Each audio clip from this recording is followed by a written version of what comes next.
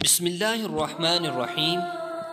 حضرت شاہ عبدالعزیز دہلوی رحمۃ اللہ علیہ کے زمانے میں ایک ہندو پنڈت نے ایک اعلان کیا کہ ہندو مذہب سچا مذہب ہے اور اسلام جھوٹا مذہب ہے، اور دلیل اس نے یہ پیش کی کہ ہمارا فلاں مندر جو 2000 سال سے بنا ہوا ہے آج تک بالکل صحیح سالم ہے، اس کی دیواریں، کھڑکیاں، دروازے، غرض سب کچھ ویسے کا ویسے آج تک اصلی حالت میں موجود ہے، جبکہ مسلمانوں کی مساجد 1 سال بھی نہیں گزرتا کہ رنگ روگن دیواروں، دروازے، کھڑکیاں سب کچھ خراب ہونا شروع ہو جاتے ہیں۔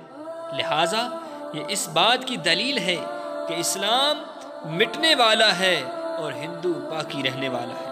مسلمانوں کی اکثریت اس پراپوگنڈا کا جواب دینے میں ناکام رہی، اور اس کی وجہ سے لوگ بہت شش و پنج میں مبتلا ہو گئے، اور اس پراپوگنڈا کا روک تھام کیسے کیا جائے، ایسے میں حضرت شاہ عبدالعزیز دہلوی رحمۃ اللہ علیہ آگے آئے اور اس نے اعلان کیا کہ اس کا جواب میں دوں گا۔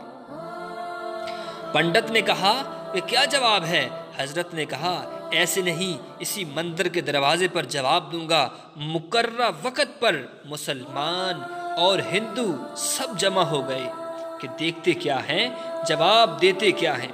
حضرت صاحب مندر کے دروازے پر کھڑے ہو گئے اور قرآن کی آیت، یعنی جس کا ترجمہ ہے، اگر اللہ تعالیٰ اس قرآن کو پہاڑ پر نازل کر دیتے وہ بھی پہاڑ بھی اللہ کے جلال سے ڈر کر ٹکڑے ٹکڑے ہو جاتا۔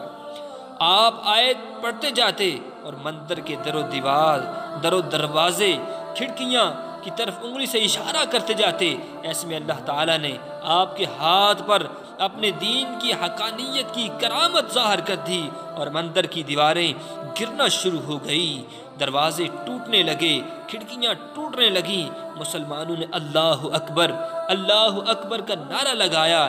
پنڈت جلدی حضرت کے قدموں میں گر کر اور کہا بس کریں، بہت ہو گیا، لیکن اس کی حقیقت تو بتا دیں کہ یہ کیا ہوا۔ آپ نے فرمایا، اللہ تعالیٰ قرآن میں فرماتا ہے کہ اگر پہاڑ پر نازل کر دیتے اس قرآن کو تو وہ بھی اپنی جگہ نہیں ٹھہر سکتا تھا، پھر اس مندر کی کیا مجال ہے کہ یہ اپنی جگہ پر کھڑا رہتا۔ یہ تو مسجد کی عظمت ہے کہ اس میں روزانہ قرآن پڑھا جاتا ہے، پھر بھی اپنی جگہ پر کھڑا رہتا ہے۔ پیارے دوستو، کیسی لگی آج کی یہ حضرت شاہ عبدالعزیز دہلوی رحمۃ اللہ علیہ کی ایک پرانی کرامت جو میں نے آپ کے گوش گزار کی؟ اگر اچھی لگی ہے تو تمام دوست احباب تک اس کو ضرور شیئر کیجیے۔